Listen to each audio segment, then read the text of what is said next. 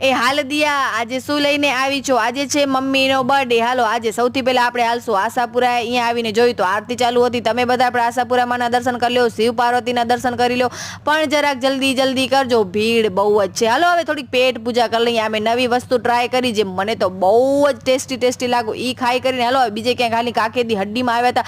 ભુજમાં આ નવી હોટલ છે જેનો 1 મહિનાનો ભાડો ખાલી 3.5 લાખ રૂપિયા છે. અહીંયા આવીને મને બિયર બાર લાગતો તો હાલો ક્યાંક દારૂ બારૂ ન પીરાવી દે, પણ લાગે તો એવું જ છે. બાકી હોટલ બહુ જ મસ્ત હતી, ડીશું પણ બહુ મસ્ત હતી.